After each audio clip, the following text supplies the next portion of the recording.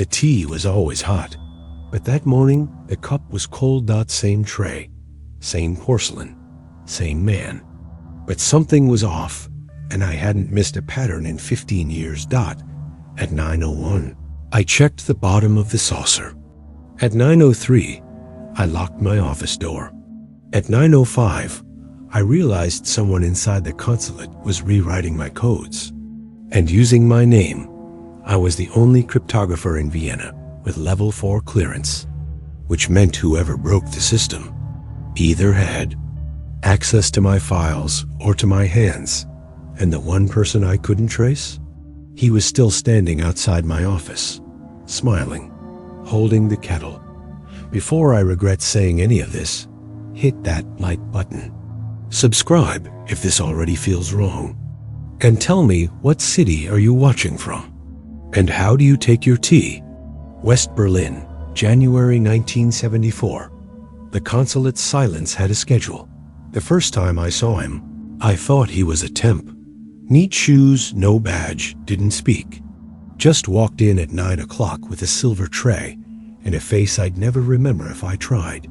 But he was punctual, impossibly punctual, every day. 9 sharp, not a minute off. The kind of consistency you only see in machines or guilt. I worked in a small room under the east wing of the consulate. Beige walls, cipher sheets, a safe that hummed louder than the heater. My whole job was repetition, predictability. I liked it that way. Patterns made sense. People DID single quotes T. After 3 weeks, I realized something. He never knocked. No announcement. Just walked in like he belonged. I asked the admin once who managed refreshments. She blinked like I'd asked who delivered the rain. I stopped asking. The tea became part of the rhythm. It arrived. I drank it. The world didn't fall apart until that Thursday. It was snowing. My window, which looked out onto a courtyard we weren't allowed to talk about, was covered in condensation. I had a classified memo open, something about frequency realignment in Warsaw. The kettle whistled behind me. I hadn't heard him enter. That was the first deviation. He placed the tray silently, but before he turned to leave, he looked at me.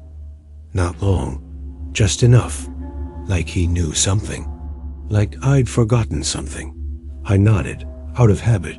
He left. There was a folded paper under the saucer. No seal, no initials. Just a grid of letters that made no sense, except they did. It was the old Zeta cipher. We'd stopped using that 2 years ago, after the Budapest breach. Only 4 of us had access to those keys, and I was one of them. I didn't move. My tea cooled. The grid wasn't just random. It was sloppy. Some letters were misaligned. One corner had a double space, like someone had rushed it. But if this was amateur work, it was the best amateur I'd ever seen. At 9:09, I went to the archive room, pulled the Zeta manual, pretended I was checking a calibration log. Meanwhile, I decrypted the message under the table. It said 3 things: active protocol, triangulation failure, repeat after delivery. No names, no dates, just operational fragments. Internal language, ours, but used wrong. Back at my desk, I placed the note in a burn envelope and watched the tray. There was something else. The teacup was mine. Same chip on the handle. But the spoon wasn't. We used embassy-grade Sheffield steel. This was German, lighter, scratched, and too clean. At 9:19, I opened my filing drawer and took out the old incident log. I wrote, anomaly, T service, initiated internal audit. Then I deleted it. Not because I doubted what I saw, but because I wasn't ready for what might happen if someone else read it, and because I still wasn't sure if I had already told someone.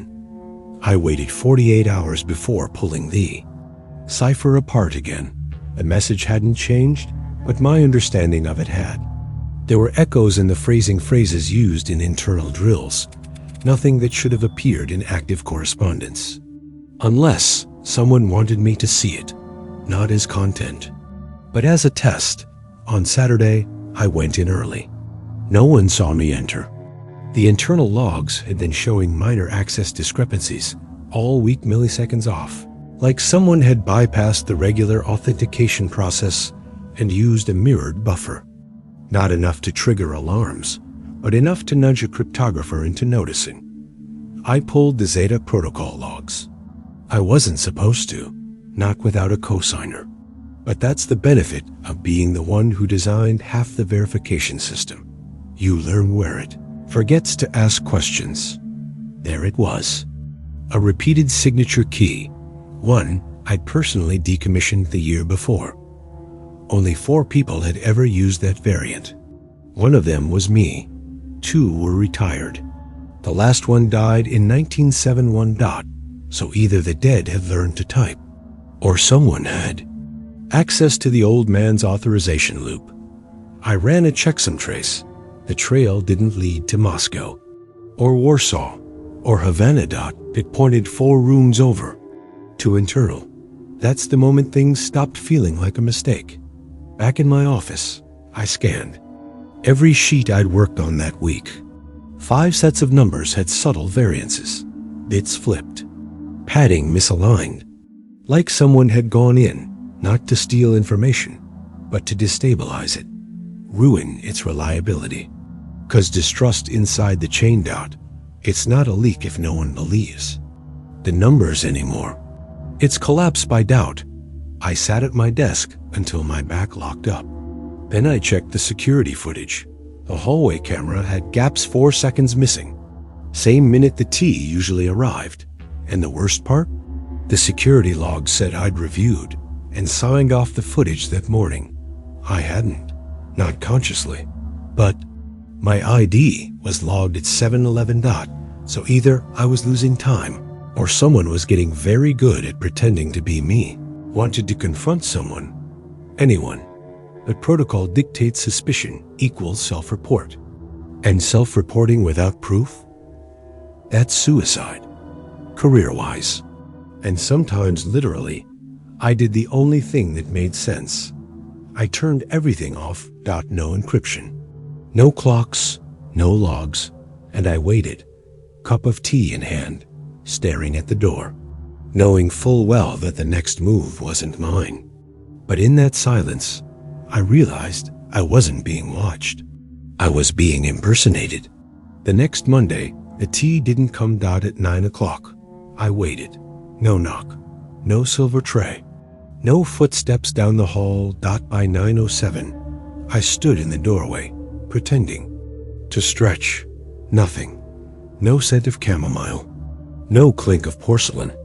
Just the air conditioning humming like a lie told too often. At 9:15, I walked to the admin desk, asked casually if the kitchen staff had changed shifts. The clerk, a redhead with a permanent scowl, frowned harder. "We don't have kitchen staff in this wing," she said. "Everything's self-service since budget cuts last spring." I didn't respond. I just turned back and walked, slower this time. Every morning for 2 years, that man had brought me tea, and no one knew he existed. I checked the internal directory. No entry under kitchen, catering, or logistics. I went deeper. Security clearance logs, entry timestamps, CCTV. No trace. I scanned badge access logs. The door to my hallway had opened at 8:59 every weekday for 24 months, with no corresponding ID scan, just a door latch click, like it had never closed at all. By 10 o'clock, I started doubting my own memory. Had I ever spoken to him? What was his name? Did I ever see him outside of that corridor? Nothing, just fragments. The tray, the cup, the silence. I pulled archived visitor. Logs, events, deliveries. Diplomats. In a photo from a year ago, July 73. Cultural delegation from Vienna. I found him. Blurry. Background. Standing near a window behind a German attach. No badge. No folder. just watching. I printed the photo and slipped it into my desk. That afternoon, I called facilities, asked if any non-employee had access to our wing under temporary contract. "No, sir," they said. "Not since the asbestos check-in 72. And yet, every morning, someone delivered tea. Tea. I asked the one person who might know the night shift guard. Friedrich. Old. Smelled like ink and pepper. He shrugged. "I thought you made your own tea." That was the moment something cracked. I hadn't just been watched. I had been conditioned out whoever he was. He'd come in and out freely, used my rhythms against me, and disappeared the moment I noticed. That's not surveillance. That's a relationship. One I didn't agree to. And it turns out, the only person who ever brought me comfort wasn't supposed to exist. That night, I broke protocol. I accessed the internal audio archives, the ones used for performance review. Though everyone knew they were really for leverage.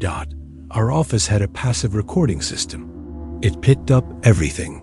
Hallway chatter, door clicks, whispered curses over failed decryptions. You had to request formal playback rights, but the files lived in a temp cache no one bothered to clean. I used a legacy tool, something we buried after the 70 Munich scandal, to recover deleted segments, unsorted, unindexed, raw waveforms. Like listening to ghosts coughing in the walls. At 3:17 a.m., I heard myself. Not typing, not humming, speaking, but I wasn't alone. There was another voice, low, composed, asking me to confirm a checksum alignment on protocol Echo 9. I answered. Not vaguely, not distractedly. I responded like I was in a meeting. Sequence cross-checked. 592 override confirmed. But I have no memory of that conversation. No recollection of anyone by my side that week. And yet, there I was, agreeing to a bypass code that didn't officially exist. I fast-forwarded, more static. Paper shuffles. Silence. Then again my voice, quieter this time. "You'll need to erase that part. The admin team won't understand the shift in cipher priority." Then, the other voice said something I still can't forget. "You already did." I paused the playback, rewound, played it again, the same tone, the same voice. Calm, neutral, slight German accent, Eastern region, trained to hide it. The kind that slips only when tired or too confident. At 3:41, I closed the archive tool. Nothing. Just stared at the waveform still looping on my screen, frozen mid-sentence. That wasn't just manipulation. That was memory engineering. If I'd spoken those words, under whose authority? If I hadn't, then who had the clearance to mimic me that precisely? I started to wonder how many conversations I'd never had, that still lived somewhere on tape. And how many orders I'd signed, without ever picking up a pen. I brought the envelope back from the archive under my coat. The original one creased, faint tea stain on the edge, and still faintly smelling of bergamot. I hadn't burned it. I'd lied about that. Buried it between declassified Hungarian memos. Sealed it in acetate. Something in my gut told me to keep it. Now, I wanted to know where it came from. Not the message. I'd already decrypted that. I needed the paper. I ran a microfiber analysis. The fiber pattern was inconsistent with US stock. Too coarse, too fibrous. Eastern Europe, maybe polish. But the ink? Western, high-end, laser-grade density, which wasn't common our side of the wall until late 75. So either the note traveled continents before landing on my desk, or someone had mixed their materials intentionally. I dusted for chemical residue, sodium nitrate trace. Not for explosives, for humidity shielding. It's what field agents use to coat paper in case of damp contact. That alone narrowed it down. Whoever handled it had training. Real training. Then came the cut. The fold edge of the envelope had been opened and resealed cleanly, but not perfectly. Under magnification, I found a notch, less than a millimeter wide. Inside that notch, a fragment of adhesive with micropunctures. Not fingerprints, tool marks, standard. Agency reseal blade. Only 8 people in the building carried those. I wasn't one of them. I ran their clearance logs, cross-referenced room entries. Nothing matched DOT, so I ran unauthorized entry audits, failures, system timeouts, electrical spikes. That's when I found it. 3 weeks before the envelope appeared. During a 47-second blackout, someone had tripped a magnetic reader at the secure dock vault. The system failed to record the ID swipe, but logged the pressure differential of the door opening. They were inside. They knew how long it took for the backup generators to kick in, and they left behind a paper trail made to look amateur, but layered like a Russian nesting doll. At 2:13 a.m., I printed the envelope scan, laid it next to the original, and stared at both under a desk lamp. That envelope wasn't a warning. It was a mirror. Someone wanted me to see myself, but through their filter. And the worst part? They knew I would, because that envelope didn't come from the outside. It was handcrafted for me by someone who'd studied my habits better than I had. The Soviet defector had a limp, said. It was from a car bomb that didn't finish the job. Personally, I think it was vodka and a flight of stairs. But he knew things. Dates, room layouts, names we never published. He'd been held in a safe house outside Munich. Someone from Langley thought it would be wise to let him talk to me. See, if anything triggered, I didn't tell him about the envelope or the recordings. Just handed him a list of anomalies, patterns, timings. See what stuck. He smiled after the second line. You had tea service?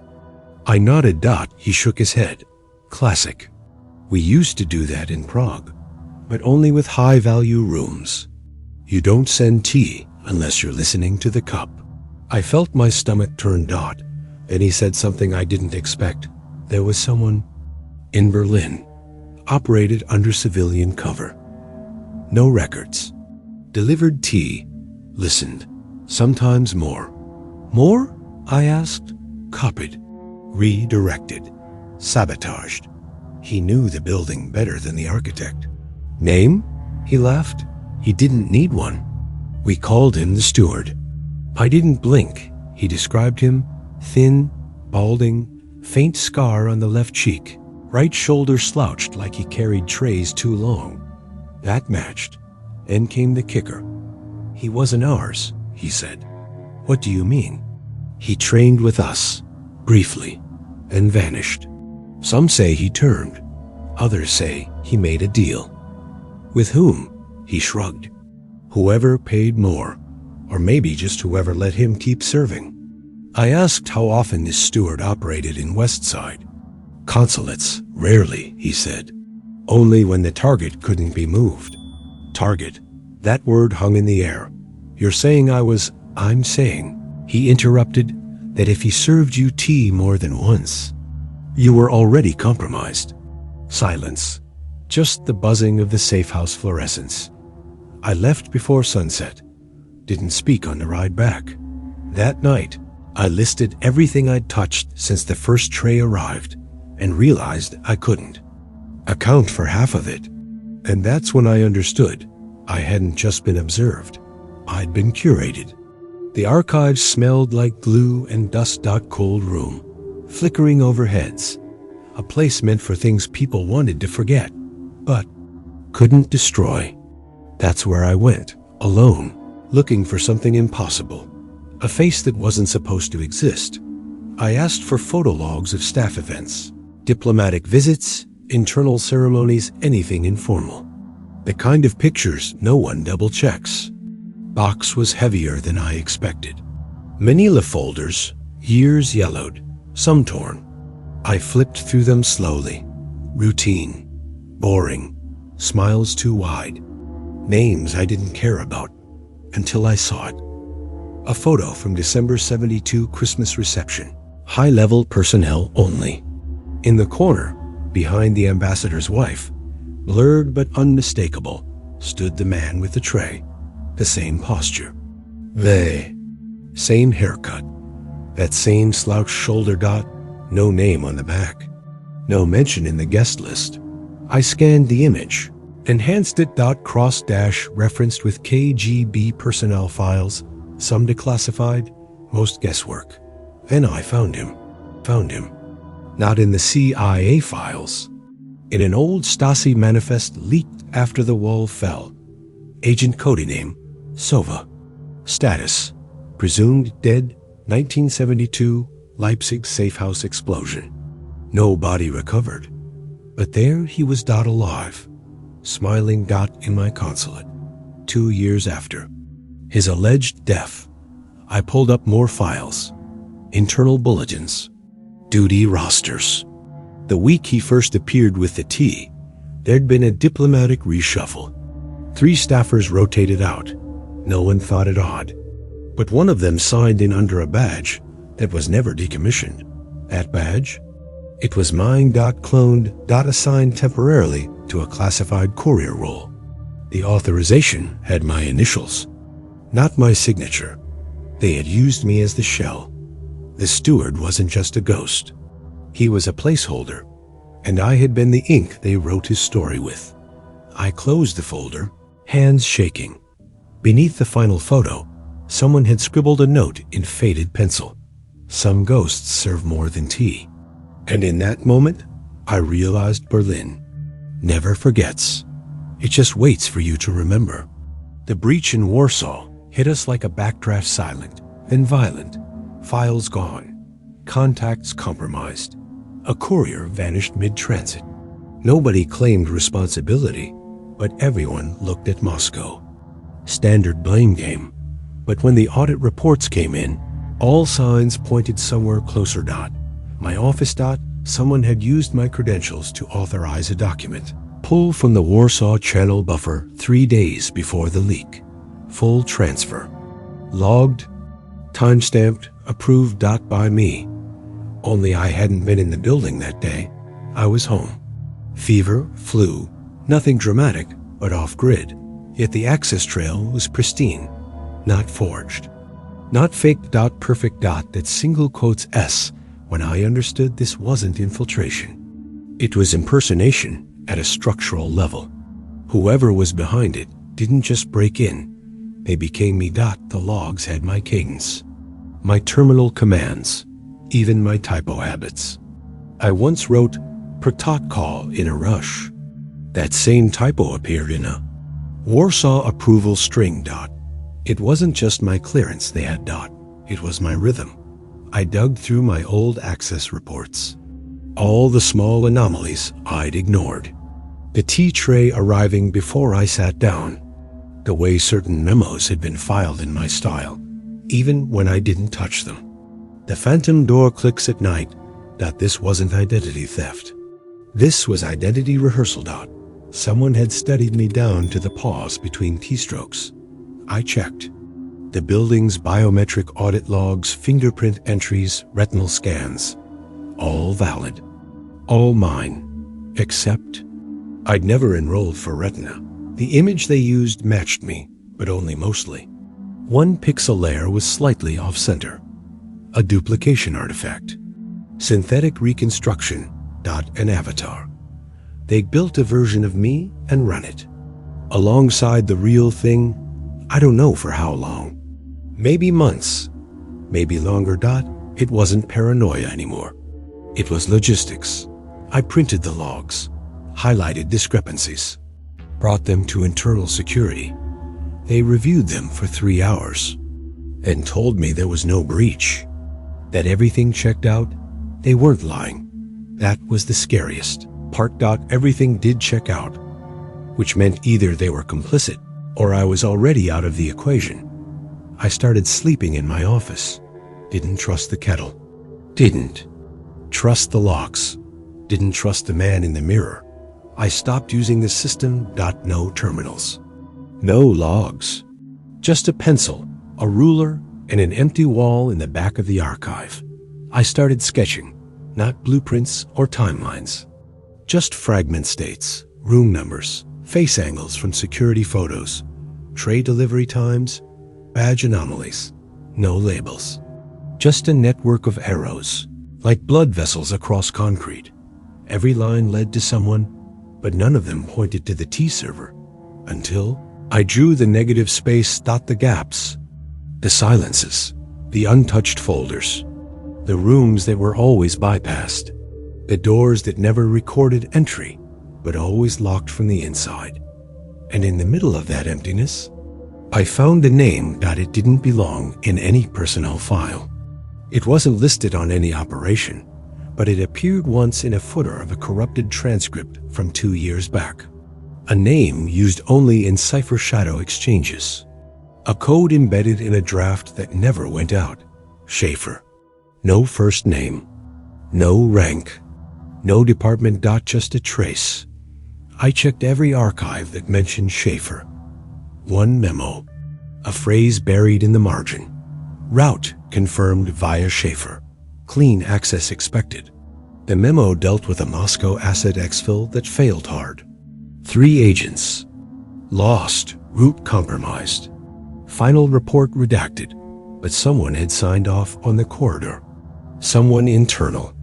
Someone who knew the maps, the walls, the blind spots. It clicked. This wasn't a rogue agent. This was infrastructure. An institutional ghost used by both sides to clean their messes and frame their enemies. The steward, Sova, Schaefer. Names, same function. Then came the moment that stopped my breath. One of the T delivery timestamps overlapped with a classified internal. Interrogation-mine. An inquiry I never remembered attending.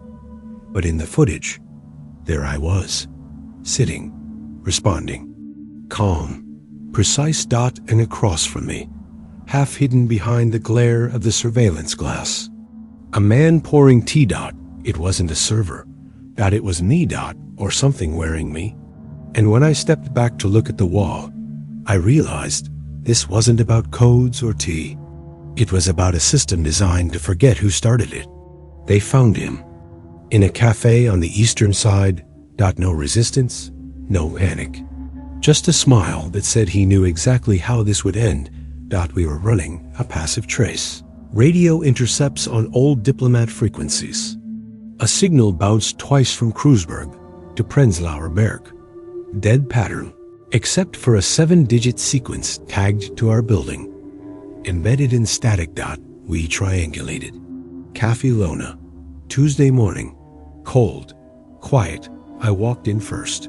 He was already facing the door, reading the Berliner Zeitung. Tea, not coffee. Same shoulder slouch. Same fingers long, motionless, like a pianist between notes. I sat down across from him. He didn't flinch. He folded his newspaper, looked me dead in the eye. Long time, he said. I didn't speak. He reached into his coat. For a second, I thought this would end fast. Instead, he pulled out a napkin, folded, laid it flat. Inside, a replica of the first envelope, same code, same fold, same wrong ink. I always liked your timing, he said, but you never asked why I used your name. I said nothing. He leaned forward. You trained me. Not officially, but your patterns. They were elegant, reliable, predictable. You're lying.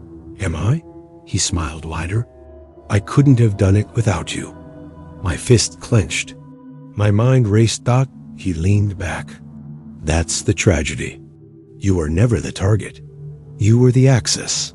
You used me. No, he whispered. I learned you. There's a difference. We detained him quietly. No scene. No headlines. But no interrogation followed.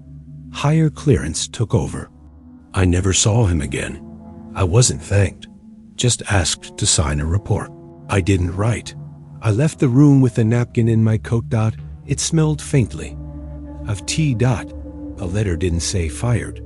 It said administrative reassignment pending outcome of internal review, which in our line of work means start packing and don't ask who took your chair. Security escorted me out, not in cuffs, not in disgrace, just invisible. I had 15 minutes to clear my office. I opened drawers, touched papers I hadn't written, and tried to remember if I ever actually read half the memos signed in my name. The safe was already open, empty, files gone. Even the backup keys were gone. On my desk sat a plain box. No label. Inside, 3 pencils, a photo of my father I'd kept under the mat, and the tray, the same one. Silver, faint scratch in the lower left corner. Still faintly smelled of Earl. Gray. I picked it up and held it like a relic. It felt lighter than I remembered. I walked out through the west hallway. No one looked up. Not the guards, not the clerks, not the man on the phone by the copier who used to quote Churchill in Latin for fun. They weren't ignoring me. They'd already filed me away. Outside, the soul, air was dry. A dog barked somewhere behind the courtyard fence. I stood by the exit gate and turned back once, expecting to feel something. IDN single quotes 2, to hollow certainty that whatever story I thought I'd lived, someone else had written the ending and used my hands to sign it. That night, I sat in my apartment, tray on the table. Cup empty. It was 9 o'clock, out of habit. I looked toward the door. No knock. Just silence. The kind that doesn't wait to be noticed. Vermont. Winters are honest. They don't pretend. I bought a small cabin after Berlin, far from everyone. No phone line. No questions, but the habit stayed. Every morning at 9 o'clock, I boiled water, measured the leaves, set the cup. Same movements, same silence, same tray. At first, I told myself it was routine, discipline, something to keep my mind from rusting. But I knew better. It wasn't tea anymore. It was surveillance without purpose. A ghost ritual for a role I no longer played. I drank slowly, always from the right hand, left hand under the table, just like I'd been trained. Some mornings, I'd flinch at the sound of gravel outside. Expect a knock. Expect a man with no name. He never came, but the fear did. Not loud, not dramatic, just present. Like a weight you forget is on your chest until you try to sleep. One day, I opened the tray. Inside was a crease in the velvet lining, too precise to be accidental. Nothing there. But I stared at it for hours. I thought I heard footsteps. Didn't move. Because now I know. It was never about the information. It was about shaping the witness, grooming the messenger, training a man to trust the ritual more than his own memory. Still make the tea. Same time. Same tray. But I don't drink it. Not anymore. They never cleared my name. Never charged me either. That's how these things go. You disappear just enough to be forgotten, but not enough to be missed. The tray still sits in my kitchen, tarnished now. Doesn't shine like it used to. I don't polish it. Some nights, I catch myself waiting a second after 9 o'clock for a knock that never comes. Old habits. Or maybe something worse. I've stopped asking what really happened. The answers don't matter anymore. What matters is what they let me remember, or what I chose to forget. Last week, I found a napkin tucked under my doormat. No message. No stains. Just folded perfectly. And I didn't touch it. If you made it this far, maybe you were meant to hear this. Subscribe if you want to know what else never made it to the files. And tell me in the comments, did you already know about any of this? Or did I just ruin your sleep?